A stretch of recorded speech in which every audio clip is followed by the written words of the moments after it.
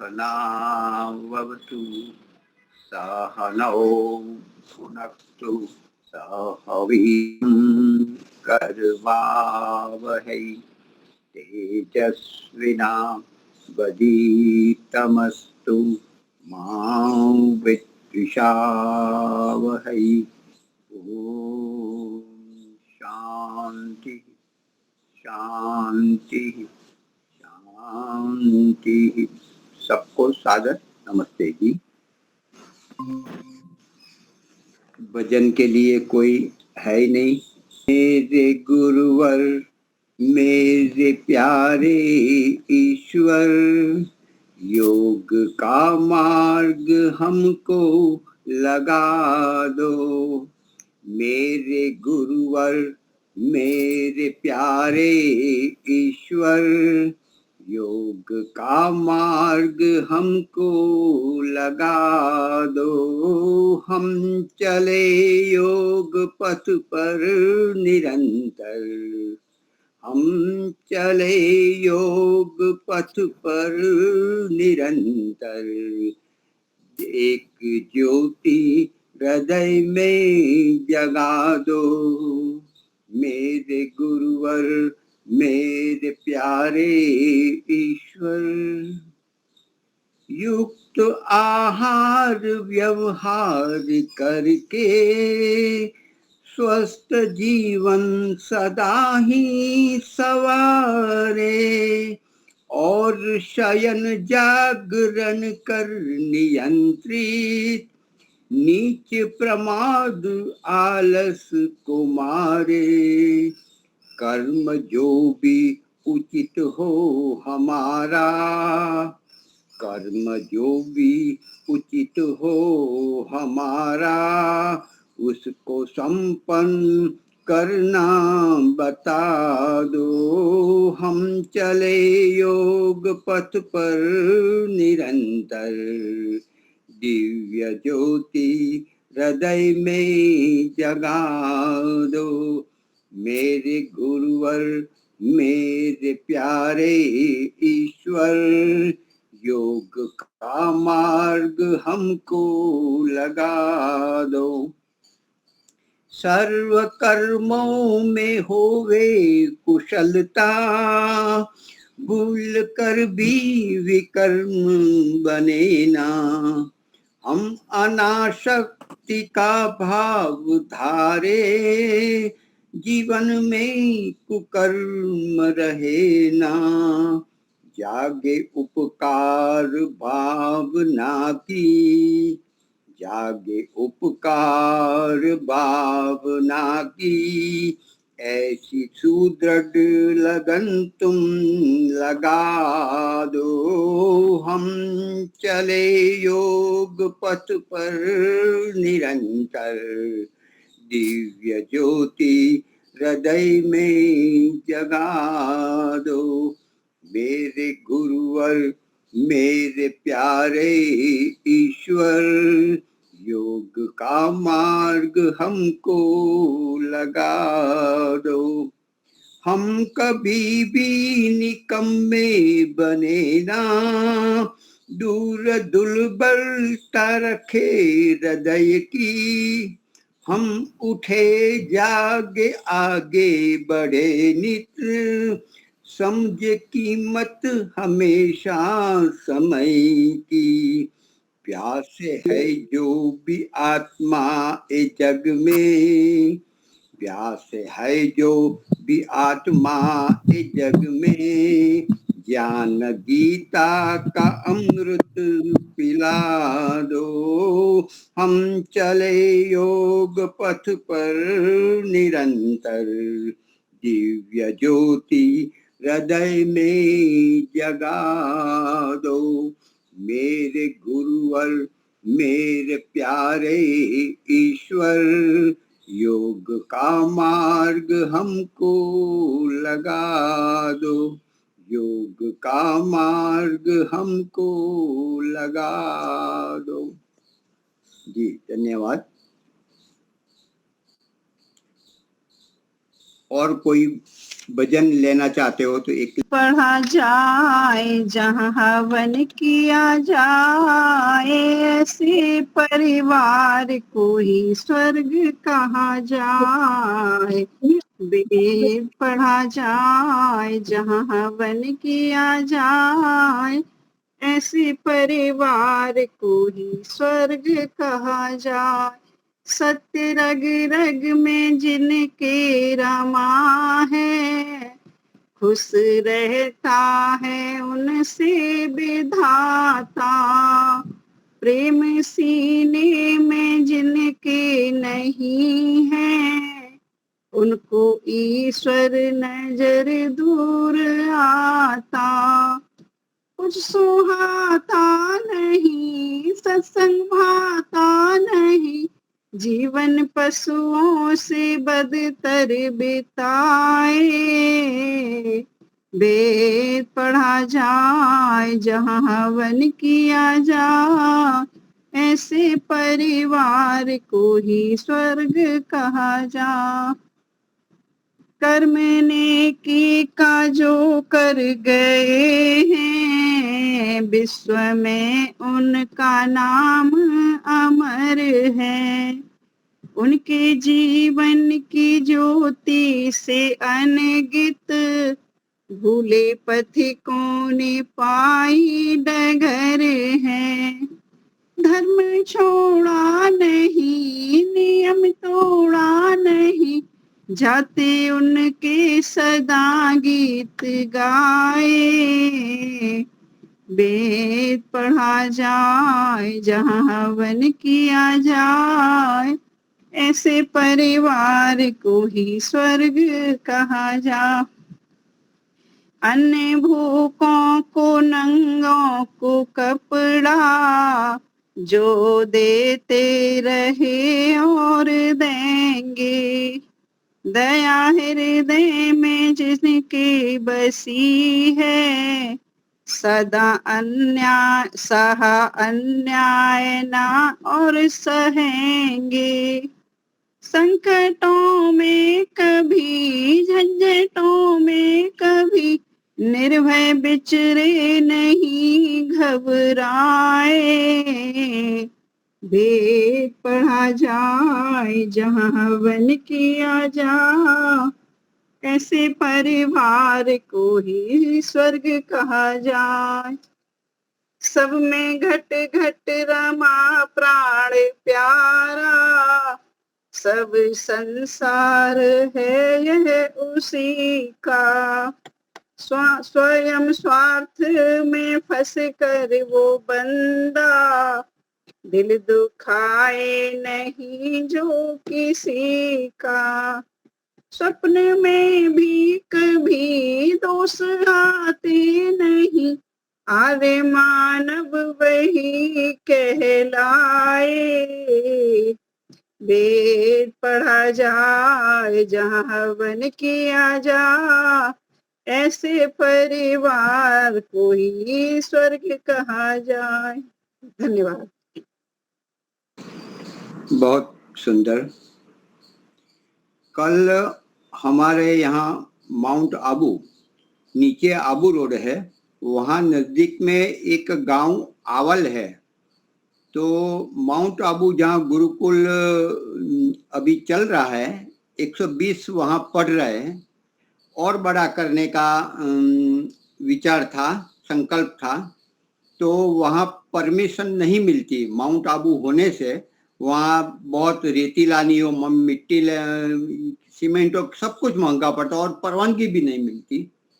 तो 500 बालक पढ़ सके, ब्रह्मचारी पढ़ सके, वैसी एक विद्यापीठ स्वामी धर्मानंद, स्वर्गस्थ स्वामी धर्मानंद ज्ञानपीठ, उस नाम से गुरुकुल चालू करेंगे। 500 बच्चे वहाँ पढ़ेंगे रहकर, और वो आदिवासी क्षेत्र है। तो वहाँ हम कल गए, 2 दिन का प्रोग्राम था। माननीय राज्यपाल श्री, एक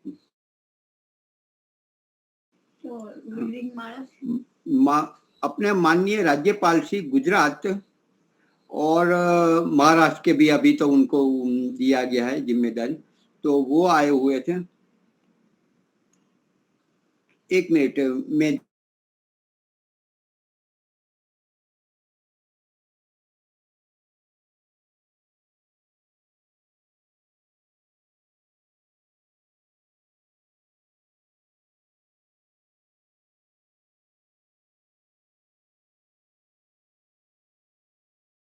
तो इसमें क्या कि वहाँ गुरुकुल हो रहा है, वहाँ 50 कमरे बनने हैं, तो उनकी 5-5 लाख कीमत रखी है। मतलब 5 लाख 4 दीवार हो जाए, ऊपर छत हो जाए, ग्राउंड, तो उतना सामान रूप से रखा है दान के रूप में।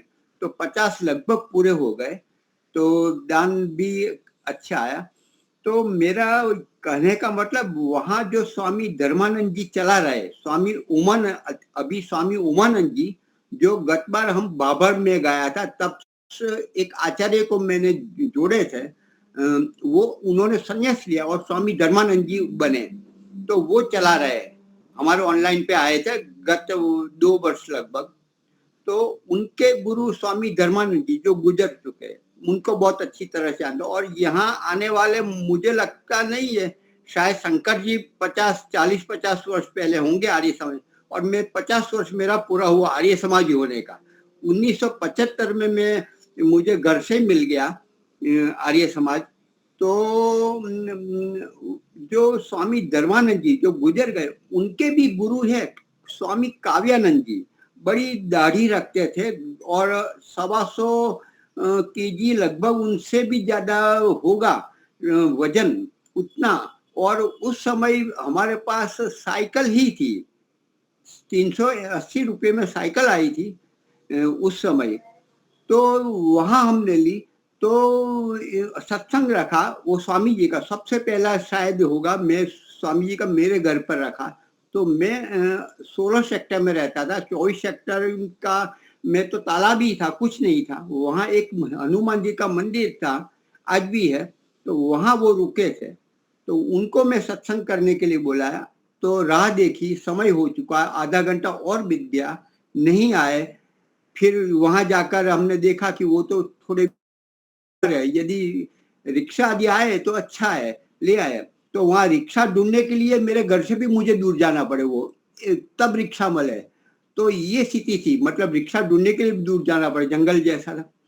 तो मैंने सोचा कि चलो मैं ही चलता हूँ, तो मेरे अपनी गाड़ी क्या, अपनी साइकिल ले ली, और 125 केजी से भी ज्यादा था, उनका भार उठाकर मैं मतलब साइकिल पर ले आया और सत्संग करवाया। मैं को आप 15 मिनट बोलना, लेकिन आपको मैं ले जाऊंगा, रखूंगा। तो मेरा पसीना पसीना, उस समय भी 20 वर्ष की मेरी आयु थी, निकल गया था। तो ऐसे वो स्वामी काव्यानंद बहुत अच्छे सामगान के बड़े संगीतज्ञ थे, और आज आर्य समाज के कोई ऐसे लगभग 2-4 ही ऐसे सन्यासी हो गए। तो उस समय मेरे सबसे पहले उनसे मुलाकात हुई थी और मैं घर ले आया था। और स्वामी धर्मानंद जी को तो जानता हूँ, उनके बाद स्वामी ओमानंद जी भी उनके गुरु थे, उनको भी मैं जानता हूँ, बहुत बार जज्जर में जाकर भी मैं मिला हूँ, और भी बहुत विद्वान है। लेकिन आप लोग, मैं कहूंगा लेकिन आप समझेंगे नहीं, क्योंकि आप नए हैं। मुझसे ज्यादा लगभग मुझे नहीं लगता कि शायद शंकर जी भी होंगे, 50 वर्ष से 1975। तो बहुत सारे ऐसे विद्वान इसमें, राजीव दीक्षित, उनको भी मैंने व्यक्तिगत सुना है, मिला हूँ 2-3 बार। हम दोनों पति पत्नी जब बच्चे को रखने जाते थे तो हर बस जाते थे, पहले पहले तो 6-6 मास में जाते थे। तो विद्वानों का सत्संग गुरुकुल में घूमना ये तो होता ही था। तो आज भी घूम रहे, 75 से चालू किया था। शायद मुझे लगता है कि उससे भी पहले अगले जन्म में बहुत घूमते होंगे। और हमारी माता जी भी बोलती है कि तू एक जगह बैठता ही नहीं था, छोटा था तब। जो भी होगा, आज भी घूमते हैं और स्वस्थ है। बस और तो क्या कर रहे हैं। ईश्वर की कृपा है आपके ऊपर। हाँ, आप पुराने हैं तो आप कुछ जानते होंगे, स्वामी काव्यानंद को नहीं जानते होंगे आप, 2000 के आसपास है, 1975 की बात है, चिमनलाल पटेल की सरकार थी, उस समय की बात है। ईश्वर की कृपा है आपके ऊपर। हाँ जी, हाँ जी, पूर्व जन्म के संस्कार, कृपा और अपने विद्वान जनों का आशीर्वाद है ये। तो हाँ जी, हमारे आज के वक्ता भाग्य जी, उनकी बहन रेशमा जी गांधीनगर आए हुए हमको मिलने पन्ना जी को मिलने के लिए कल आने वाले हैं। प्रताप जी आपके पिताजी भी आएंगे। तो ये तो मैंने आपको जानते ही होंगे, चलो इस बहाने जरा बता दूं। तो ठीक है, आप बहुत अपना साल बहुत पहले बहुत धन्यवाद मुनि जी।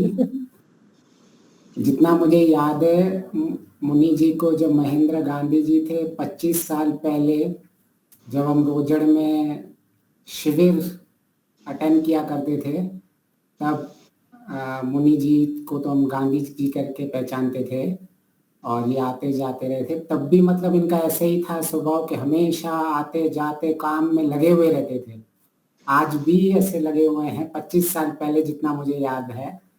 तो पागल है, पागल। आप में ईश्वर की विशेष कृपा है। ऐसी कृपा हमें भी, हमारे ऊपर भी बनी रहे और हम भी आपकी तरह आपसे प्रेरणा प्राप्त करके ऐसे ही जीवन में लगे रहें। आपका बहुत ही प्रेरणा से भरा हुआ है जीवन। आज का नहीं, जो लोग आपको 20-25 साल पहले से जानते हैं, तो उन सबको पता है कि आप कितने कर्मशील हैं, कितने क्षेत्र में काम करते हैं। तो आपकी प्रेरणा है हमेशा बनी रहे, यही हमारी आशा है। हमारे अशोक परमार जी है टंकारा के, उन्होंने तो कहा कि आप तो हमारे गुजरात बाहर के, आप एक यात्री, मतलब इस क्षेत्र के, आपको कहीं टिकट कोई पास की कोई जरूरत है ही नहीं, मतलब जहां भी जाओ हम मिलेंगे। हनुमान जी है, हनुमान जी। जो भी कहो, अच्छा लगता है और प्रेरणा भी मिलती है, हमें भी मिलता है और औरों को भी मिलता है। परिवार को मिलते हैं तो बहुत अच्छा लगता है, उनको भी परिवार में जाते हैं। हम अभी मनसुख भाई यहाँ आए हुए वर्धमान में, अभी ऑनलाइन में भी, तो उन्होंने भी हमारे पूरी बहुत अच्छी सेवा की, भोजन बड़े प्रेम से गर्मा गर्म खिलाया, निवास की व्यवस्था की बड़े प्रेम से, अच्छा लगता है। हम कोई विद्वान नहीं है, आप सामान्य है, आप जैसे ही है, फिर भी मिलता है प्रेम आप सब। आप सब आते हैं, सबसे बढ़िया तो यही है। मैं अपनी शिविर के स्वामी विवेकानंद का प्रवचन छोड़ के मैं कक्षा में आ जाता हूँ। मतलब मेरे को चलो आ जाए, 10 मिनट के लिए भी आना चाहिए। ठीक है, धन्यवाद। आप राजकोट में जब वेद कथा थी तब आए थे, उस टाइम आप दोनों पति पत्नी वो वीडियो कैसेट बेचते थे, पुस्तक बेचते थे। हाँ हाँ, वो उसका 10-15 वर्ष चलाया। फिर तो यहाँ भजन की भी कैसेट बनाई, शूटिंग भी की, कहाँ कहाँ गए, अभी क्या ऊपर उथल पाथल क्या नहीं किया। याद है, मुझे याद है। सही है, बहुत अच्छा, बहुत बढ़िया। इस सबको सादर नमस्ते जी। हम पंच माय यज्ञ विधि पुस्तक महर्षि दयानंद जी द्वारा लिखी हुई, प्रकाशित भी की हुई है, हम उसका अध्ययन कर रहे हैं और अध्ययन से ज्यादा चिंतन मनन विवेचन कर रहे हैं। हमारा जीवन का जो लक्ष्य है, जो अंतिम लक्ष्य है, और अभी प्रारंभिक लक्ष्य भी वही है। प्रायः हम किसी लक्ष्य को लेते हैं तो वह लक्ष्य केवल हमें पुरुषार्थ करने के बाद अंतिम स्थिति में उस लक्ष्य की पूर्ण प्राप्ति होती है। परंतु इस संसार में कुछ अंश में वह लक्ष्य हमारा हर समय प्राप्त होता रहता है।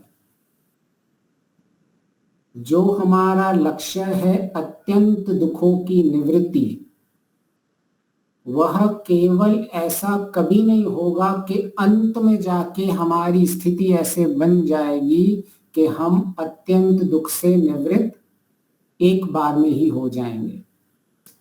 दुख की निवृत्ति सदा चलती रहेगी,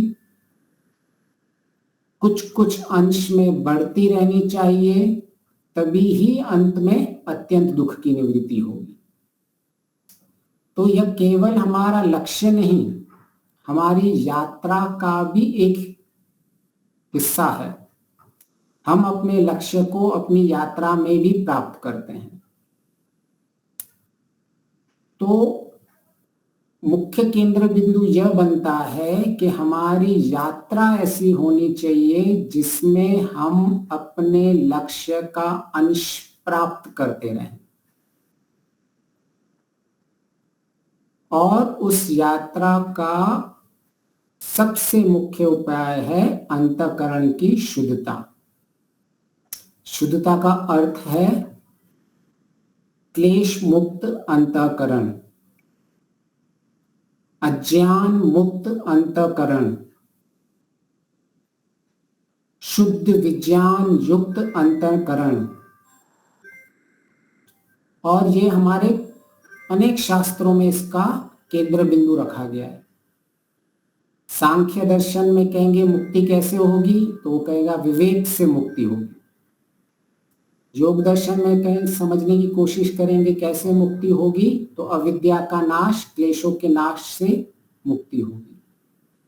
न्याय दर्शन में भी केंद्र बिंदु देखेंगे तो दुख का कारण क्या है, मिथ्या ज्ञान रहता है। मिथ्या ज्ञान से हमारी प्रवृत्तियां होती हैं, उससे सकाम कर्म होता है, उससे जन्म मिलता है और दुख होता है। तो वहां भी कारण यही मिलेगा कि हमारा मुख्य केंद्र बिंदु ये क्लेश, मिथ्या ज्ञान, अविवेक ही है। ऐसे ही हम गायत्री मंत्र भी देखते हैं तो भर्गो देवस्य धीमहि, तब भी वहीं आता है क्लेश रहित गुण कर्म स्वभाव को धारण करें, शुद्ध विज्ञान को धारण करें। वेद का मंत्र विश्वानि देव सविता दुरितानि का भी अर्थ निकालेंगे, जो दुख, दुर्गुण आदि दुर्व्यसन है उनको हमें हटाकर कल्याणकारी गुण कर्म स्वभाव को प्राप्त करना होता है। तो वेद हो, उपनिषद हो, दर्शन हो, यहाँ तक कि गीता हो, गीता में भी कहते हैं योग समत्वम और योग कर्म कुशलम। तो कर्म कुशलम, क्लेश मुक्त कर्मों को कुशल कर्म कहते हैं, और योग समत्वम को जब हमारी सम अवस्था होती है, जब हमारा मन शांत रहता है, अंतःकरण शुद्ध होता है, उसी को ही योग गीता में भी कहा गया है। इस तरह से हम अपने किसी भी शास्त्र को उठा लें, उन सारे शास्त्रों का केंद्र बिंदु एक ही रहेगा। मनुस्मृति को उठा दो तो मनुस्मृति में भी अनेक श्लोक मिल जाएंगे जो कहेंगे धर्म से अधर्म को छोड़ना है और धर्म को करना है, और धर्म का अर्थ ही यह है कि मेरे जो कर्म होंगे वो कुशल कर्म होंगे, जो अंत में निष्काम कर्म होंगे, मेरे क्लेश मुक्त कर्म होंगे। तो यहाँ जो हम केंद्र बिंदु पकड़ रहे हैं, वास्तव में वो किसी एक शास्त्र नहीं, महर्षि दयानंद जी ने अनेक शास्त्रों का सारांश दे दिया है। एक तो है कि हम सारे ये शास्त्र पढ़ें और उनको समझें, ये बहुत अच्छी बात है, हम सब कुछ न कुछ अध्ययन करते रहते हैं, परंतु मूल बिंदु है कई बार इतना सब कुछ पढ़ने के बाद भी हम मूल बिंदु को छोड़ देते हैं।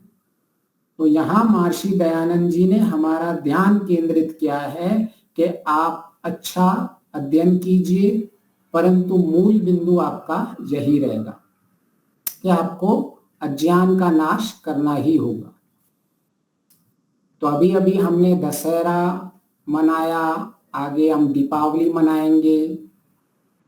तो राम, जो श्री राम है, हमारे आराध्य हैं, जिनको हम महापुरुष मानते हैं, जिनके आचरण की हमेशा हम चलने के लिए एक दिशा पकड़ते हैं।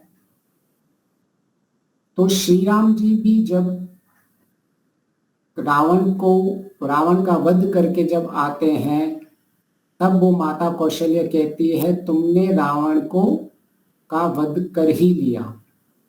तो श्री राम कहते हैं मैंने उसको नहीं मारा, उसके अहंकार ने इसको मारा। तो जो ये हमारा अंतःकरण में अहंकार, काम, क्रोध, मोह, लोभ, ये सारा है, अहंकार उसका मूल होता है। तो वहां भी श्री राम भी स्पष्ट थे कि अगर किसी का अंतःकरण अशुद्ध है तो उसका नाश उस अशुद्ध अंतःकरण के कारण ही होता है। तो अगर आप रामायण भी ले लेंगे तो रामायण का भी मूल सार वही निकलेगा, आपको उसी दिशा में लेके जाएगी सारी की सारी रामायण।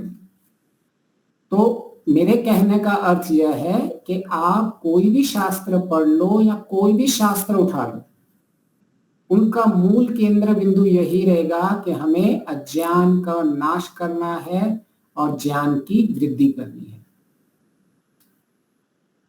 तो अभी एक प्रश्न उठता है कि ये अज्ञान आया कहां से, ये अज्ञान बना कैसे? तो एक साधारण सा उत्तर मिलता है कि हमारे संस्कार ही ऐसे हैं पिछले जन्म के। तो एक तो ऐसा हो गया कि हम ये अज्ञान पिछले जन्म से लेके आ रहे हैं। दूसरा, अगर हम विवेचन करें, जो मुक्ति से, जिनके मुक्ति के बाद जिनका जन्म होता है, अभी उनका अंतःकरण तो अशुद्ध होता नहीं है क्योंकि उनका मुक्ति के बाद जन्म हुआ है। तो यह अज्ञान हमारे अंतःकरण में कैसे उत्पन्न हो जाता है और कैसे संरक्षित हो जाता है, इसकी प्रक्रिया जब हमें समझ में आ जाएगी तो इससे दूर कैसे करेंगे वह भी हमें समझ में आ जाएगा। क्योंकि जो चीज कैसे बनी है, अगर हमें यह स्पष्ट हो जाए तो उसको कैसे नष्ट करना है यह हमें अधिक स्पष्ट हो जाएगा। तो जब हमारा, अगर हम ऐसा मान के एक स्थिति बना दें कि अगर हमारी अभी मुक्ति के बाद हमारा जन्म हुआ है तो हमारा सामान्य किसी घर में जन्म हुआ है, सब सामान्य लोग हैं, सामान्य माता पिता हैं और सामान्य हमारी बुद्धि, सामान्य ज्ञान है। तो ईश्वर की व्यवस्था से सामान्य ज्ञान हर बुद्धि को मिलता है। जब भी यह आत्मा को शरीर मिलता है तो एक अंश में सामान्य ज्ञान व व्यवस्था से मिल ही जाता है, जो ज्ञान होता है इस शरीर की रक्षा करना, क्योंकि यह शरीर ही हमारा साधन है हमारे लक्ष्य को प्राप्त करने के लिए।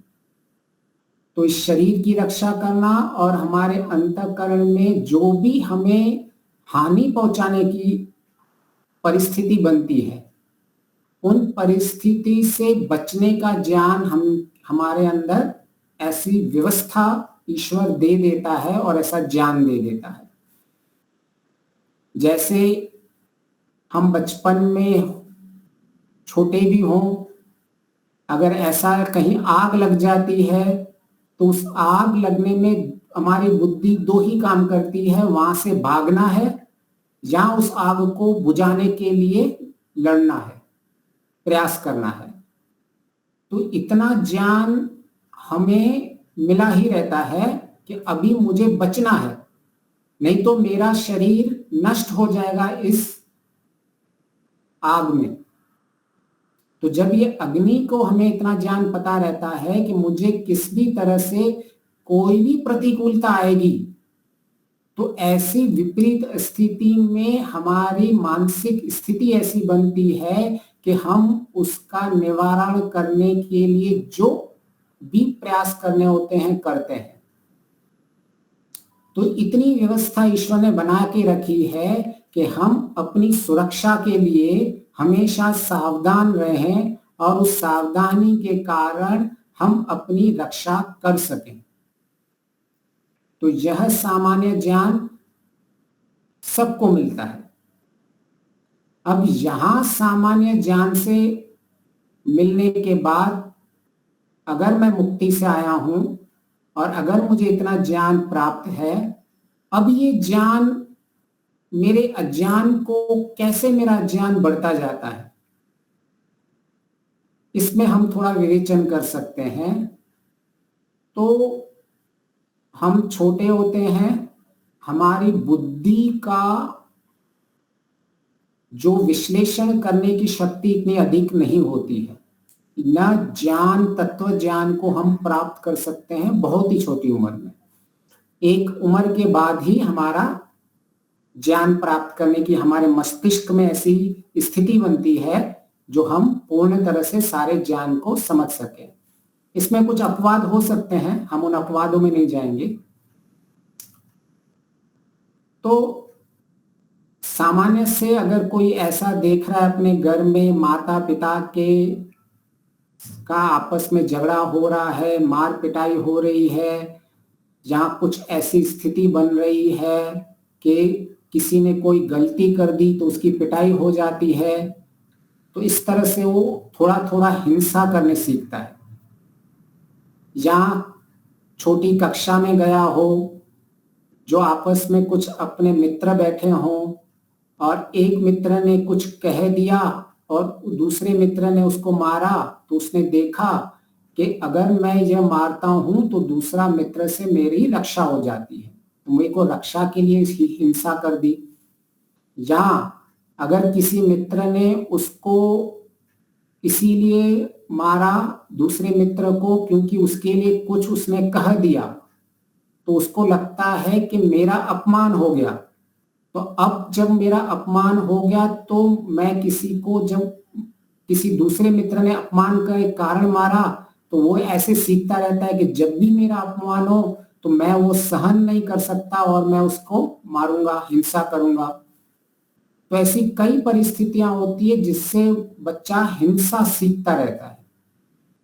वो घर में किसी को मारते हुए देख ले, कक्षा में किसी को मारते हुए देख ले, इस तरह से उसके अंदर हिंसा के भाव उत्पन्न होते रहते हैं, क्योंकि एक सामान्य ज्ञान उसमें है कि मुझे अपनी रक्षा करनी है। तो वह सबसे पहले जब अगर कोई कक्षा में उसके मित्र उस पर हंसते हैं किसी के लिए, तो उसके वहां वो अपने अहंकार की रक्षा के लिए हिंसा कर लेता है, तो लोग नहीं तो मेरे मित्र मेरे पे हंसेंगे। फिर वो देखता है कि अगर मैंने अपना कक्षा का काम नहीं किया है और अगर हमारी जो टीचर है वो कुछ पूछ रही है कि क्यों नहीं किया है, तो मेरी पिटाई हो जाएगी या मुझे सबके सामने मेरा अपमान हो जाएगा। तो वो झूठ बोलता है कि मेरे पिता की तबीयत ठीक नहीं थी, मेरे माताजी की तबीयत ठीक नहीं थी, या मेरी ठीक नहीं थी, मैं रुग्ण हो गया था, तो झूठ बोलने से बच जाता है। तो उसमें अभी झूठ बोलने का अज्ञान आ गया, क्योंकि हमारा मुख्य ज्ञान जो ईश्वर की तरह से मिला था वो मुख्य रक्षा करने के लिए मिला था, परंतु हम अज्ञान के कारण किससे, एक अपने शिक्षक की पिटाई की रक्षा के कारण हमने उसका उपयोग किया कि जिससे मेरी पिटाई नहीं हो उस बच्चे की, तो उसका हमने दुरुपयोग किया। जिस ज्ञान का हमें अपने केवल अपने शरीर और अपनी जो हमारी इमरजेंसी सिचुएशन होती है उनके लिए प्रयोग करना था, कि जो परिस्थिति हमारे लिए हानिकारक हो, परंतु हमारी बुद्धि अज्ञान में हर चीज को हानिकारक समझने लगती है। कि अगर मेरी शिक्षक मुझे डांट रहा है तो बुद्धि वहां समझ नहीं पाती है कि ये मेरे भलाई के लिए डांट रहा है, इससे मेरा सुधार होगा। इसके विपरीत क्या समझता है वो, कि मैं झूठ बोलूंगा तो बच जाऊंगा। तो इस तरह से उसमें झूठ बोलने का अज्ञान आ गया। फिर धीरे धीरे उसको जब मित्र लोग कुछ संग्रह करते हैं और उसको लगता है मेरे पास नहीं है, तो वो कुछ न कुछ चुराने लग जाता है, किसी चीज को ले लेता है और उसको वो सामान्य समझने लगता है कि ठीक है, उसने भी उठाया, मैंने भी उठाया और मैंने उठा लिया। तो इस तरह से धीरे धीरे धीरे उससे चोरी के संस्कार बनते जाते हैं। इस तरह से अज्ञान का संग्रह होता रहता है, क्योंकि अभी तक उसका सामान्य घर में जन्म हुआ रहता है और उसकी सामान्य बुद्धि है, सामान्य ज्ञान है। अभी उसके पास कोई विशेष ऐसा कोई गुरु नहीं मिला है जो उसको ज्ञान दे।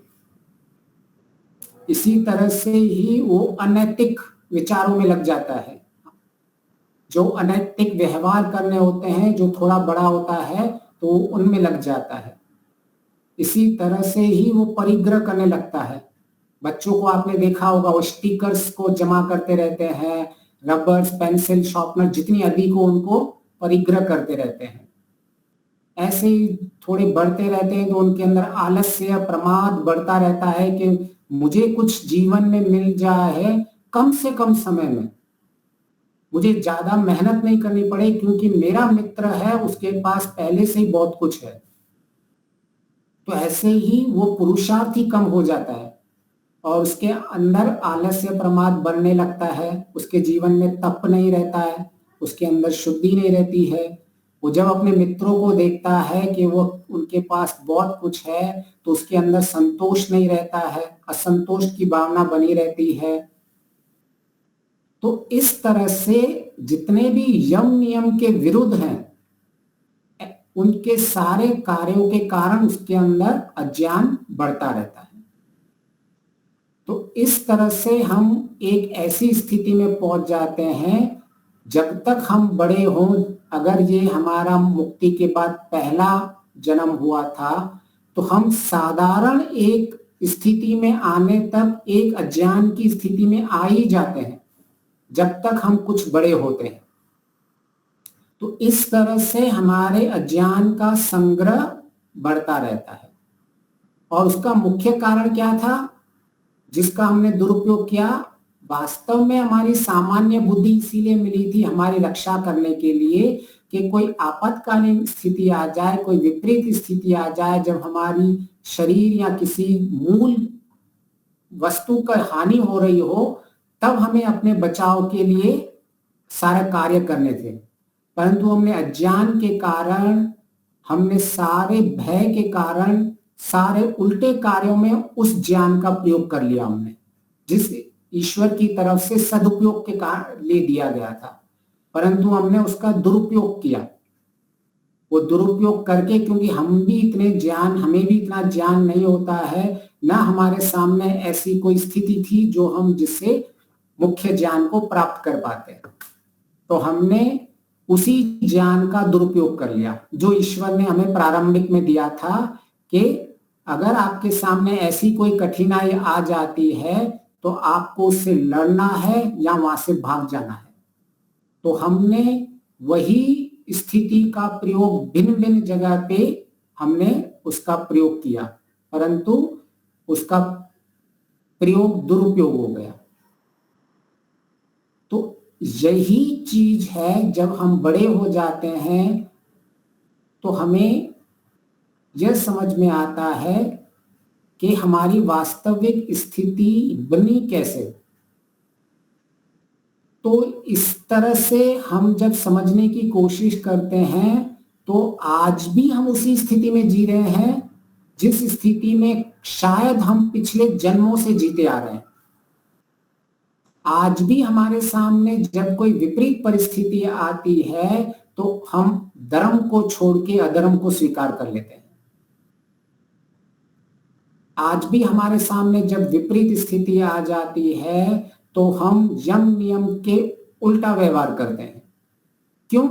क्योंकि हमें केवल इतना पता रहता है कि कैसे मैं इस विपरीत स्थिति से मेरा बचाव हो सके। और यह विपरीत स्थिति में हमारे अंदर जो एक सिस्टम बना हुआ है कि जब भी हम प्रतिकूलताएं होती हैं, हमारे सामने विपरीत स्थिति आती है, तो हमारे अंदर सिस्टम बना हुआ है, हमारे भाव बहुत उत्पन्न हो जाते हैं और उनका वेग इतना आ जाता है कि हम जो सामान्य ज्ञान दूसरा कोई देता भी है तो उसको छोड़ के इस वेग के अनुरूप सारे कार्य करते रहते हैं और उस वाले चक्र में हम फंसे हुए हैं। जो हमने मुक्ति के बाद, जब भी हमारा मुक्ति के बाद जन्म हुआ था और जिस चक्र में हम बचपन से फंसे हुए आ रहे हैं, आज हम बड़े हो गए तो भी उधर ही फंसे हुए हैं, हमारे कई जन्म हो चुके हैं तो भी हम उधर ही फंस रहे हैं कि जैसे ही कोई विपरीत परिस्थिति आती है, जैसे ही कोई प्रतिकूलता स्थिति आती है, तो हमारा जो सिस्टम बना हुआ है कि जिसको हम लड़ने का सिस्टम है, तो अभी हम हर जगह जो विपरीत परिस्थिति नहीं भी होती है वहां भी हम लड़ते रहते हैं। ऐसे ही जैसे मैंने उदाहरण दिया कि अगर अग्नि कहीं आग लगी हुई है तब हम वहां ज्ञान का प्रयोग नहीं करते हैं। केवल हम ये नहीं सोचते हैं अरे ये आग अभी क्यों लगी, इस आग का कारण क्या था, क्या हम विवेचन करें कि आग का अभी क्या क्या कारण हो सकते हैं। उस वक्त हम क्या करते हैं, हम हमारे भाव इतने ऊपर वेग आ जाता है कि हम केवल उस आग को बुझाने का काम करते हैं या उस आग से बच के भागने का काम करते हैं। केवल दो स्थितियां बनती हैं। हम उस वक्त चिंतन मनन विवेचन नहीं करते हैं बैठकर। तो यह जो परिस्थिति या जो व्यवस्था ईश्वर ने विपरीत परिस्थितियों के लिए वास्तविक के लिए बनाई हुई थी, हम क्या करते हैं, हर छोटी छोटी चीज को हम विपरीत अपने समझने लगते हैं कि ये टीचर ने मेरे को डांटा तो ये मेरा दुश्मन है। तो हमारे लिए विपरीत स्थिति बुद्धि में आ गई और अभी हम फिर ज्ञान का उपयोग करते ही नहीं है। कितने भी समझाया हो कि भाई आपको झूठ नहीं बोलना चाहिए बच्चे को, लेकिन उसके अंदर जो सिस्टम बना हुआ था उस सिस्टम का उसने दुरुपयोग कर लिया। तो ऐसे ही हमारी जहां भी स्थिति होती है, हम किसी भी परिस्थिति को अगर अपने प्रतिकूल मान लेते हैं अज्ञान के कारण, तो हमारे भावनाओं का वेग, क्लेश संस्कारों का वेग उत्पन्न हो जाता है और जो हमारा ज्ञान है उस ज्ञान के ऊपर ये वेग हो जाता है, तो हमारी इच्छाएं इन संस्कारों के वेग के अनुरूप हो जाती है। तो यद्यपि हम क्रोध नहीं करना चाहते हैं, परंतु ये क्रोध के जो पिछले अज्ञान के संस्कार है उनका इतना वेग होता है कि उन वेग के अनुरूप हमारी इच्छाएं हो जाती है, हम क्रोध और द्वेष करने लग जाते हैं। परंतु यह जो व्यवस्था बनी है भावनाओं का उत्पन्न करना, संस्कारों का वेगों का उत्पन्न होना, यह सामान्य स्थिति आपातकाल स्थिति के लिए बनी हुई थी कि अगर आपकी वास्तविक में ऐसी स्थिति है तो ही आपको यह वाली व्यवस्था का प्रयोग करना था। कि हमारी यह स्पष्ट होना चाहिए था कि हमारे यहां ऐसी आपातकाल स्थिति आ गई है कि आग लग गई है, यहां शेर पीछे पड़ गया है, यहां कोई रास्ते में सांप देख लिया हो हमने। ऐसी विपरीत स्थिति होती है तो ही हमें अपने इन भावनाओं का जो मुख्य वेग आता है उनका वेग के अनुरूप काम करना होता है। परंतु हम क्या कर लेते हैं, हम हर परिस्थिति को अपनी विपरीत परिस्थिति मानने लग जाते हैं और इस जो व्यवस्था बनी हुई है उसका दुरुपयोग कर लेते हैं। तो ईश्वर ने ये व्यवस्था इसीलिए नहीं बनाई थी, ईश्वर ने ये व्यवस्था इसीलिए दी थी कि हम अपनी रक्षा कर सकें। क्योंकि ऐसी परिस्थिति में हमें जब कोई आग लगी हो, जहां आप ऐसे समझो कि आपका कोई किसी मार्केट में गए हो और आपको अचानक दंगा हो गया, तो आपने सावधानी से जैसे ली तो आपकी बुद्धि क्या करती है, अभी भागो यहां से। तो जब आपके अंदर वो भावना का वेग उत्पन्न होता है तब हमारा जो मस्तिष्क में बुद्धि का हिस्सा होता है जो विवेचन करता है ज्ञान का, तो उस वक्त वो ज्ञान का हमें विवेचन नहीं करना है, अरे ये दंगा क्यों हो गया होगा, किसी एक पक्ष ने ऐसा किया होगा, या आपको उस वक्त भागना है, आपका मुख्य लक्ष्य भागना है, उस वक्त बैठकर विवेचन नहीं करना है। तो आपके अंदर क्या व्यवस्था होनी चाहिए, आपके अंदर दिल की धड़कन बढ़ जानी चाहिए। उस धड़कन बढ़ेगी तो आपका खून का प्रभाव बढ़ेगा, शरीर में खून का प्रभाव बढ़ेगा तो आपका खून पैरों में जाएगा, आपका खून हाथों में जाएगा। और आपकी धड़कन बढ़ गई है तो आप में घर्मी भी उत्पन्न होगी, तो अभी आप तेज भाग सकते हो। तो आपको उस स्थिति का जो ईश्वर की व्यवस्था क्यों मिली थी, इसका प्रयोग करने के लिए कि ऐसी स्थिति में आप इसका प्रयोग करके और अपनी जान बचा सको। और तब क्या होता है, जो हमारा रक्त है जो डाइजेस्टिव सिस्टम में जाना चाहिए था, पाचन हमारा जो तंत्र है वहां जाना चाहिए, वहां रुक जाता है। क्योंकि हमारा जो रक्त है हम कहीं और दे रहे हैं, तो इसका मतलब कहीं तो रोक के कहीं और देंगे ना। तो ऐसी स्थिति में हमारा रक्त पाचन तंत्र को जितना चाहिए थे उतना नहीं देता है और उन जगहों पे रक्त का सप्लाई बढ़ा देता है जो उस वक्त हमको जान बचाने के लिए या उस आपातकालीन स्थिति का सामना करने के लिए चाहिए होती है। तो आप एक गली तक भाग के चले जाओगे, दूसरी गली में हो जाओगे, अपनी रक्षा कर लोगे, अब फिर आप शांत बैठ जाओगे, फिर सारा रिस्टोर आता है, आपका सिस्टम में पूरा रिस्टोर होने लग जाता है। तो इसका अर्थ यह है कि अगर मतलब उस वक्त क्या हो गया था आपकी स्थिति, आप तनाव में आ जाते हो उस वक्त कि अरे ये क्या हो गया, यहाँ तो दंगा हो गया है। तो उस तनाव में आपने ऐसी स्थिति ईश्वर की व्यवस्था का प्रयोग करके और आपने वहां से मुक्त हो गए। पर आज की परिस्थिति क्या हो रही है मॉडर्न वर्ल्ड में, हम हर दिन हर वक्त तनाव में ही रहते हैं।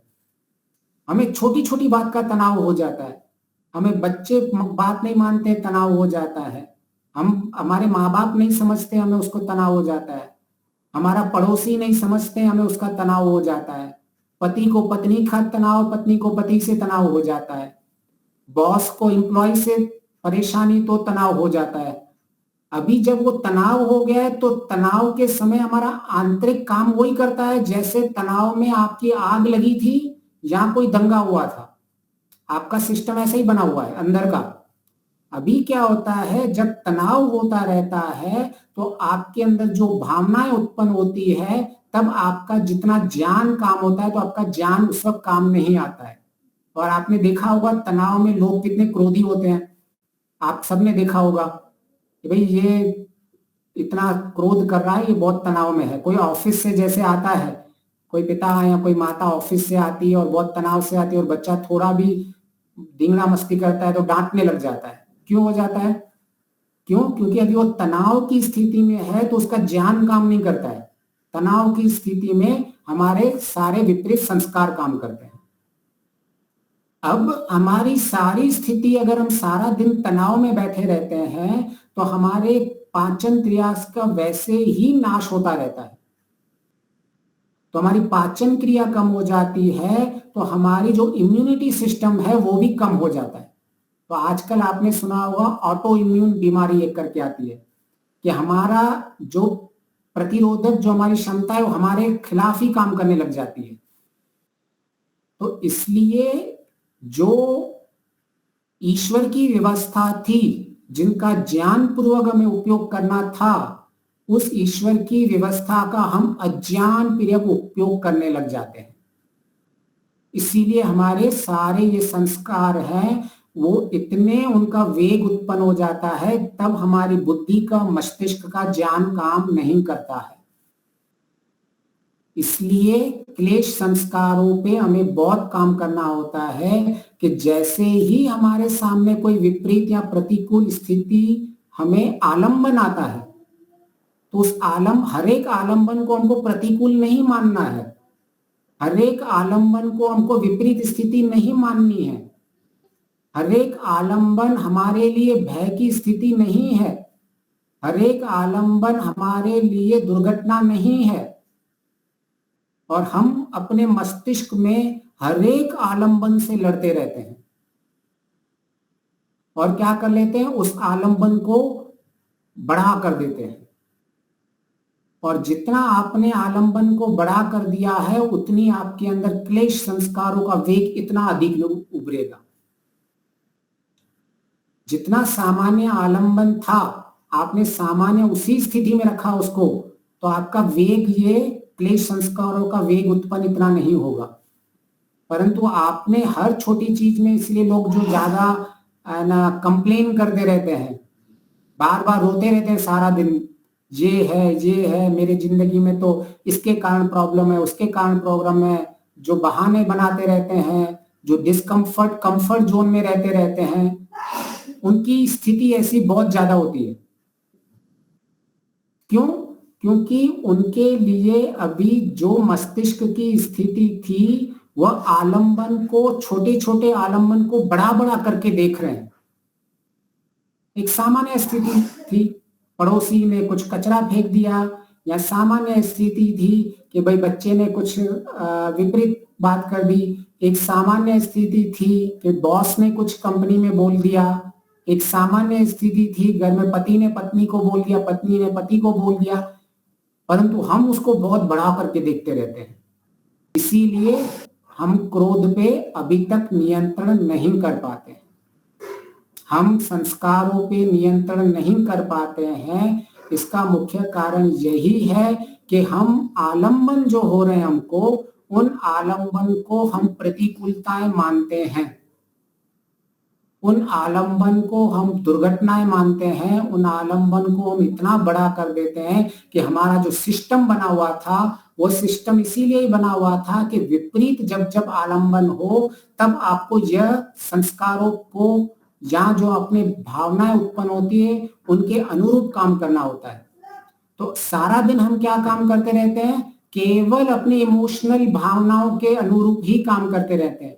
हम विवेक का, ज्ञान का, तत्व ज्ञान का, शुद्ध विज्ञान का प्रयोग ही नहीं करते हैं, हम केवल भावनाओं के प्रयोग में आगे चलते रहते हैं। तो यह मुख्य कारण है हमारे अज्ञान और हमारे जो भी दुखों का कारण। तो ऐसे ही जब मुक्ति से आने के बाद हमारा चक्रव्यूह चल रहा है और अभी यही अज्ञान हम अगले जन्म में लेके जाते हैं और उसी वक्त ही हम भावनाओं के वेग में ऐसे बहते रहते हैं, क्लेश संस्कारों के भावनाओं में वेगते रहते हैं। क्यों? थोड़ी भी अगर हमारे में आलम्बन आ जाता है हम उससे परेशान हो जाते हैं, और जैसे ही अगर आपने परेशान हुआ तो आपका इंटरनल सिस्टम है वो पहले से ही बना हुआ है, उस सिस्टम को आप रोक नहीं सकते, वो ईश्वर की व्यवस्था से बना हुआ है कि जब भी आपको आपकी सुरक्षा के लिए वो बना हुआ है सिस्टम। परंतु अगर आपने उस सिस्टम को एक्टिवेट कर दिया तो, और वैसी स्थिति थी नहीं कि आग लगी ही नहीं है घर के अंदर और आपने जो अलार्म कंट्रोल सिस्टम ऑन कर दिया, तो क्या होगा? घर में छोटे छोटे, देखा ना आपने आजकल फ्लैटों में छोटे छोटे फुहारे लगे होते हैं, अगर आग लग गई तो उनमें से पानी निकल जाता है। तो अगर आग लगी ही नहीं है और वो अलार्म सिस्टम खराब हो गया या उसने रॉन्ग अलार्म दे दिया तो आपके सारे घर में पानी पानी पानी हो जाएगा। ऐसे ही अगर वो स्थिति इतनी गंभीर है ही नहीं, लेकिन हम उस स्थिति को अज्ञान के कारण गंभीर बना रहे हैं, तो हमारा ये जो सिस्टम बना हुआ है वो एक्टिवेट हो जाता है। और उसके लिए दो ही काम है, तू भाग जा या उसको सामने वाले पर प्रहार कर। इसको 2-3 मोड और भी बोलते हैं, फ्लाइट मोड, कुछ अंग्रेजी लोग बोलते हैं fight mode, flight mode, freeze mode. तो अभी हमें ज्ञान, क्या चीज का ज्ञान चाहिए? कि हमें केवल इतना ही ज्ञान चाहिए कि मैं उस आलम्बन को समझ सकूं कि ये आलम्बन मेरे लिए इतना घातक नहीं है जितना मैं उसको समझ रहा हूं। तो अगर हम उसका हर एक समय हम तनाव की स्थिति में रहेंगे तो हम अपनी हानि करते ही रहेंगे। जैसे कि अगर आप कहीं दंगा में फंस गए और आप भागना स्टार्ट करो तो आप कितना भागोगे? 1 किलोमीटर, 2 किलोमीटर, उसके बाद तो आप भाग नहीं सकते ना, उसके बाद आपकी शरीर की सामर्थ्य नहीं बचेगा।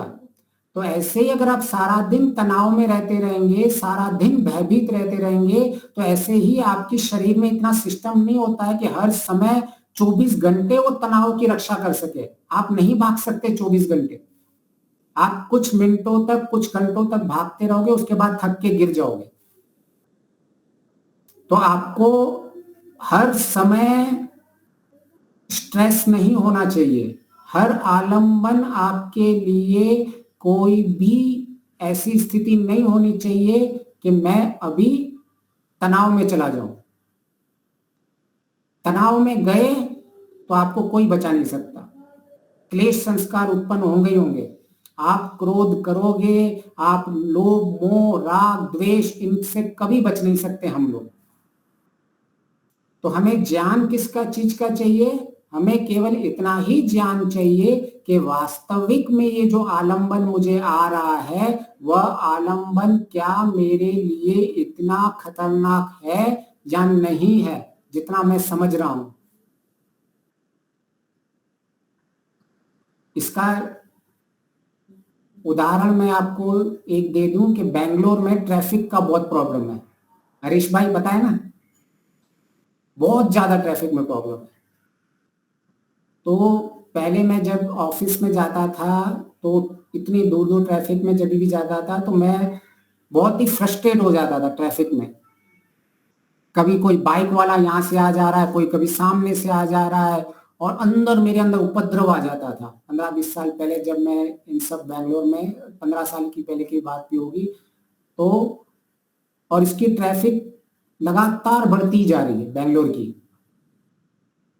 तो जब ट्रैफिक बढ़ जाती है तब लोग जब यहाँ से आते हैं तब यहाँ से आते हैं, और जो बाइक, आप कार में हो तो बाइक वाले तो छोटी छोटी जगह से घुसते रहते हैं, जो 2 व्हीलर्स वाले होते हैं। इस बार में आया था ना, हाँ, ड्राइविंग किया था, अच्छा, एक्टिवा चलाया था, एक्टिवा। बिल्कुल बिल्कुल। तो जो भी मतलब बेंगलोर की जो ट्रैफिक है सारे इंडिया में मेरे ख्याल से वर्स्ट ट्रैफिक होगी, बहुत ज्यादा ट्रैफिक है यहाँ। तो आलम्बन वही रहता है। तो पिछले कल या परसों की बात है, मैं एक रास्ते से गया, मैं वहां जहां पहुंचना था 10 मिनट में पहुंच गया, और जब मैं दूसरे रास्ते से रिटर्न आया तो उसमें ट्रैफिक में फंस गया। तो वो 10 मिनट का था रास्ता और मुझे 1 घंटा लगा घर पे पहुंचने के लिए। 10 मिनट भी मैं बहुत बोल रहा हूं जब मैं गया था। तो अभी देखिए, ये ट्रैफिक का आलम्बन वही का वही था जो मैं पहले भी करता था, परंतु पहले क्या होता था, मुझे हर समय बहुत ही मन में उपद्रव उत्पन्न होता था, बहुत ज्यादा। लेकिन हम उसको कैसे कर सकते हैं? आलम्बन वही है। अगर उस आलम्बन को, अगर ट्रैफिक आपके लिए आलम्बन है तो आपके अंदर फ्रस्ट्रेशन, गुस्सा आना यह बनेगा, परंतु आप उसको आलम्बन प्रतिकूल नहीं समझें। यह आपके ऊपर ज्ञान होना चाहिए आपके अंतःकरण में। तो जैसे ही यहाँ 2 व्हीलर वाले आ रहे थे तो मैं अपने आप को बुद्धि में बार बार समझा रहा था। जैसे आजकल स्विगी, जोमेटो ये सारे वाले होते हैं ना, ये सारे 2 व्हीलर्स वाले बहुत जाते हैं, तो इनको बेचारों को 10-10 मिनट में पहुंचना होता है। तो मैं भी सोच रहा था ठीक है, ये बेचारे भी अपनी जगह पे सही है, तो वो ट्रैफिक तो जाम कर रहे हैं, अज्ञानी तो है ही कि कोई, वास्तव में देखा जाए तो मैं अब जहां भी सामाजिक हम होते हैं तो हमारा जो खुद का अगर कहीं प्रयोजन सिद्ध होता है तो हमें समाज के नियम पालन करने होते हैं, ना कि अपना स्वार्थ देखना होता है। वो सामाजिक नियम का उल्लंघन तो कर ही रहे थे, तो मैंने सबसे पहले देखा तो अच्छा ये है अज्ञानी, तो इनके अज्ञानियों को मुझे स्वीकार करना ही पड़ेगा कि ऐसे अज्ञानी लोग होंगे। फिर मैं उनके ऊपर थोड़ी थोड़ी सोच रहा था कैसे मैं इनके लिए सकारात्मक सोचूं। तो मैं बोला अच्छा, बेचारे 10 मिनट में नहीं पहुंचेंगे तो किसी की शायद नौकरी चली जाए, किसी को कुछ एक्स्ट्रा पैसे देने पड़े। फिर अगर यह जो स्थिति है, ये स्थिति मुझे कुछ न कुछ सिखा रही है। क्या सिखा रही है? कि पहले जब तू ये आलम्बन आता था तो तू बहुत ही गुस्सा आ जाता था, लेकिन आज तू इतना ज्ञान क्या प्राप्त किया है कि तू स्थिति में गुस्सा नहीं कर पाए। तो मैं अपने आप उस वक्त अपने आप को ये समझा रहा था कि ये केवल एक आलम्बन है। मतलब जितना 1 घंटा था मैं अपने आप को यही समझा रहा था ये केवल आलम्बन है, ये मेरे प्रतिकूल नहीं है। अगर मैं उसको अपने प्रतिकूल मान लेता, मेरे जो विपरीत मान लेता, तो मेरे अंदर जो इमोशंस उत्पन्न होते तो उसके कारण मुझ में क्रोध उत्पन्न होने ही वाला है। मैं उन बाइक वालों को गालियां देता, मेरे सामने जो आता गालियां देता, 1 घंटे के बाद फ्रस्ट्रेशन के घर में मेरे अगर कोई बच्चा बोलता उनको मैं डांटता। उनको रोक नहीं सकते हम केवल एक ही चीज को रोक सकते हैं कि यह जो आलम्बन है मैं इसको प्रतिकूल नहीं मानूं। केवल उसका एक ही रास्ता है। हाँ, तो उसको अनुकूल बनाने के 2 रास्ते होते हैं। तो मतलब रास्ते तो पूरा का पूरा आध्यात्म यही है कि प्रतिकूल परिस्थिति जो आलम्बन है, जो सामान्य लोगों को प्रतिकूल लगता हो, साधक को, जो योगी होता है, जो साधक होता है, जो आध्यात्मिक होता है, धार्मिक होता है, उसको वो प्रतिकूल नहीं लगते हैं जो सामान्य अधर्मी अज्ञानी को प्रतिकूल लगते हैं। तो आध्यात्मिक जीवन का लक्ष्य वही होता है कि हमें जो आलंबन है हम उन आलंबन को वास्तविक आलंबन ही समझें, हर एक आलंबन को प्रतिकूल नहीं समझें। हमारे जीवन में बहुत ऐसी कम स्थिति होती है कि हम कहीं आग में फंस गए हो, या हमारे पीछे शेर आ गया हो, या हम किसी दंगे में फंस गए, ऐसी तो हमारी स्थितियां बहुत कम ही होती है या ना के बराबर होती है। तो हमें उसका जो प्रयोग करना है वो उसके लिए ही रखना है जिसके लिए वास्तव में प्रयोग हो। वास्तव में अगर हमारे पीछे कुत्ता पड़ जाए तो हमको उसका प्रयोग करना ही है। भागना है तो भागो, या लड़ना है तो पत्थर लेके उसके सामने खड़े हो जाओ, तो वो हम प्रयोग करेंगे। तो इसका उपाय बहुत ही है। एक उपाय है कि दूसरा, हम कब अपने हमारे अंदर ऐसी स्थिति पैदा हो जाती है जब हमें कोई कार्य बहुत बड़ा लगता है, इतना बड़ा कार्य मैं कैसे करूंगी अकेली, या इतना बड़ा कार्य मैं कैसे करूंगा। तो हमारा अंदर का सिस्टम होता है वो हमारे बचाने के लिए होता है कि भाई तू इतना बड़ा कार्य करेगा फंस जाएगा, तो इस कार्य को मत कर। तो हमारे अंदर फिर हम उस कार्य को नहीं करके हम छोटे छोटे कार्यों में फिर से अपने पुराने संस्कारों में फंस जाते हैं, क्योंकि नया संस्कार बनाना बहुत बड़ा कार्य है। तो इसीलिए कभी भी अपने बुद्धि को ऐसा नहीं कहने का कि मैं तो एक ही दिन में इन सारे संस्कारों में परिवर्तन कर दूंगा। बुद्धि में एक छोटा रास्ता बनाना होता है पिछले संस्कारों के बीच, कि मैं केवल एक ही संस्कार पे आज काम कर रहा हूं, मेरे कोई एक संस्कार उत्पन्न होंगे, मैं केवल उस पे ही काम करूंगा। तो अभी आपकी बुद्धि आपका विरोध नहीं करेगी, आपका पिछला ज्ञान आपका विरोध नहीं करेगा। क्यों? क्योंकि अभी इसको ये बड़ा लग ही नहीं रहा कार्य। बड़ा लगेगा तो वो उसको थ्रेट समझेगा, उसको डेंजर समझेगा, उसका विरोध करेगा। पर अभी आपने उसको छोटा, तो आप बड़े बड़े लक्ष्य को दिन के अंदर छोटा लक्ष्य बना दो कि मैं केवल आज के दिन ये प्रयोग करूंगी कि देखेंगी या देखूंगा कि कितनी बार मेरी भावनाएं उत्तेजित हो गई या वेग में आ गई। तो आप जब अपना उसका प्रतिपक्ष भावना से देखोगे तो ठीक है, मैं क्रोध इतने साल से करता हूं, लेकिन आज मैं केवल 10 बार के बदले 1 बार नहीं करूंगा, तो अभी आपके लिए कोई भी नहीं होगा। दूसरा क्या होता है इसका उपाय? आपका जो बुद्धि का ज्ञान विस्तृत कर दो, इतना बड़ा बुद्धि का ज्ञान विस्तृत कर दो ज्ञान में कि आपको यह आलंबन अपने आप छोटे लगने लग जाए। अब हम क्या करते हैं, हम उल्टा करते हैं, हम आलंबन को बड़ा कर देते हैं, छोटे से आलंबन को। हे मेरे को क्या कर दिया, मेरे देखने पड़ोसी ने इतना कचरा फेंक दिया, इतनी अक्ल नहीं है उसने, मेरे इसने ऐसा कर दिया। उसको 10 बार बोल के 20 बार बोल के हमने बड़ा कर दिया छोटी सी चीज को। अब हम ये क्या करते हैं, उल्टा करना है। जितनी चीज है हमारा दृष्टि इतनी बड़ी कर देनी है, जैसे कि ये संसार तो परिवर्तनशील है, इस संसार में सब स्वतंत्र है, इस संसार में सब परिणामी है। जैसे ट्रैफिक में कोई बाइक वाला आपका रास्ता रोक रहा है तो स्वतंत्र है अज्ञानी, उसको गाली देने से कोई फायदा नहीं है, ना आप उसको रोक सकते हो। तो आपने क्या किया, ज्ञान बड़ा कर दिया आपने कि ये संसार, सारे संसार के लोग स्वतंत्र है। अज्ञान में अपने कर्म करने में सारे लोग स्वतंत्र हैं। तो सारी ट्रैफिक को मैं कंट्रोल नहीं कर सकता, लेकिन मैं अपने मन को कंट्रोल कर सकता हूं, ये मेरे नियंत्रण में। तो इसके 2 उपाय बनेंगे दीपालिका जी। पहला उपाय कि आप किसी भी बड़े कार्य को छोटा दिखाओ, अपने आप को छोटे छोटे पार्ट्स में डिवाइड कर दो, तो अंदर से विरोध नहीं आएगा। हाँ, दूसरा है आप अपनी दृष्टि को इतनी बड़ी कर दो कि आलंबन छोटा लग जाएगा।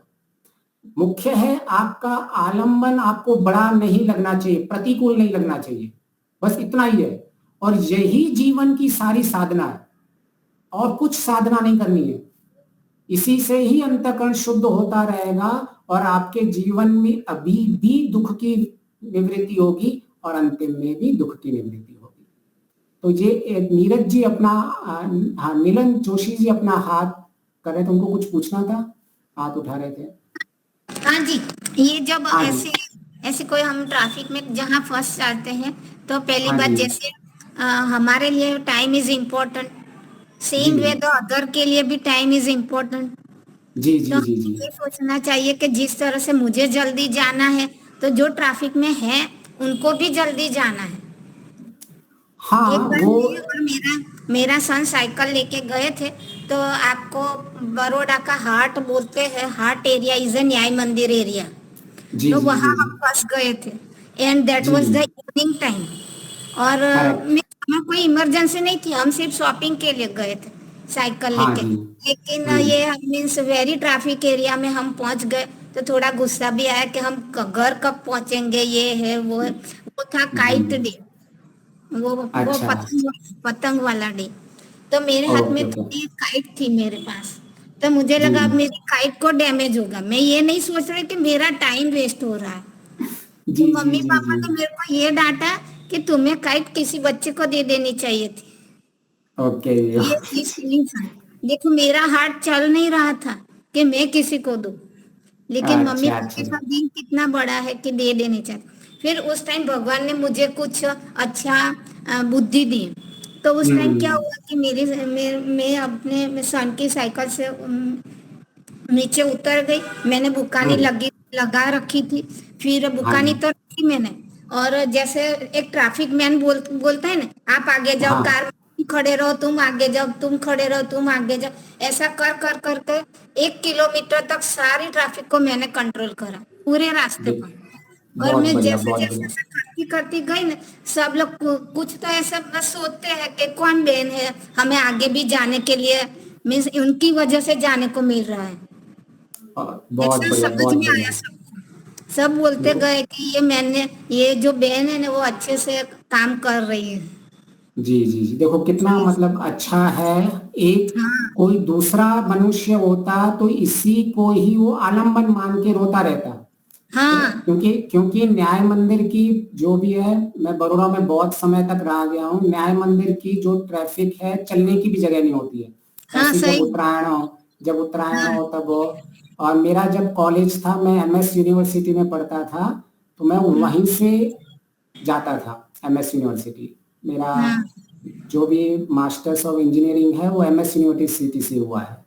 हम्म, तो और आपकी ऐसी परिस्थिति होती है कि आपके आलंबन ऐसे होते हैं जिसमें आप विपरीत परेशान हो जाओ, परंतु साधने का ये जैसे बाहर की ट्रैफिक है, ऐसे ही हमारे विचारों की भी ट्रैफिक होती है। ये बाहर की ट्रैफिक थी, मैंने आज ट्रैफिक का उदाहरण इसीलिए लिया था क्योंकि हम बाहर की ट्रैफिक को देखना है, फिर ध्यान में हम अपने आंतरिक ट्रैफिक को देखना है, फिर हमें अपने विचारों की ट्रैफिक को देखना है कि ये विचार मेरे कौन से उत्पन्न हो रहे हैं, कौन से नहीं उत्पन्न हो रहे हैं, और उसके अनुकूल हमें अपना प्रतिपक्ष भावना से उनको, उन क्लेशों को, उन अज्ञान के संस्कारों को मारना होता है। इसको हम आगे उठाएंगे और आगे जब भी हमें समय मिलेगा हम इसको लेंगे। आप सबका बहुत जी बोल पूछिए।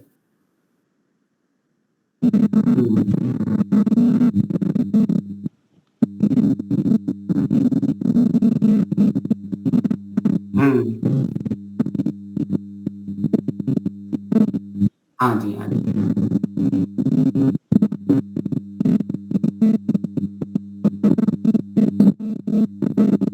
जी।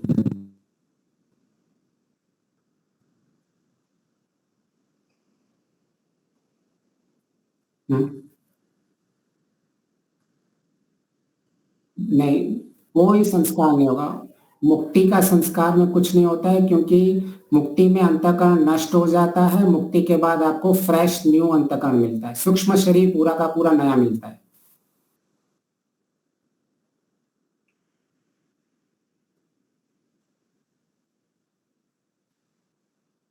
नहीं, क्या होता है, जैसे ही आपको मुक्ति मिल जाती है, अगर हमारी मुक्ति नहीं होती, एक जन्म से दूसरा जन्म होता है, तो आत्मा के साथ सूक्ष्म शरीर भी जाएगा। ठीक है, अगर मेरी अभी मुक्ति नहीं हुई है तो आत्मा के साथ सूक्ष्म शरीर तब तक चलता रहेगा जब तक चलते रहता है, दो परिस्थितियों तक चलता रहेगा। एक के सारा प्रलय नहीं हो जाए तब तक चलता रहेगा, महाप्रलय जिसको बोलते हैं, या मैं जब तक मुक्ति में नहीं जाऊं। तो महाप्रलय में क्या होगा, जिस स्थिति में मेरा अंतःकरण नष्ट हुआ था उसी स्थिति में मुझे अंतःकरण रिटर्न मिल जाता है। परंतु मुक्ति में ऐसा नहीं होता है। मुक्ति में मुझे अपना नया अंतःकरण मिलता है। मुक्ति में मुझे किसी सूक्ष्म शरीर की सहायता नहीं है उसको भोगने के लिए, सिर्फ आत्मा। जी जी हाँ, जब मुक्ति के बाद नया जन्म होगा तो सूक्ष्म शरीर स्थूल शरीर दोनों नए मिलेंगे, दोनों के नए फ्रेश होंगे, दोनों के दोनों फ्रेश होंगे। जी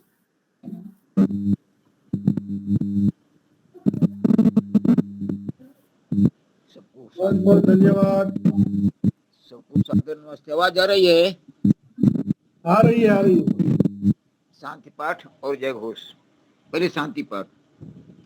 ओम ध्यो शांति अंतरिक्षम शांति पृथ्वी शांतिरापः शांतिरोषधयः शांतिर वनस्पतयः शांतिर्विश्वे देवा शांतिर्ब्रह्म शांति सर्वं शांति शांतिरेव शांति सामा शांतिरेधि। ओम शांति शांति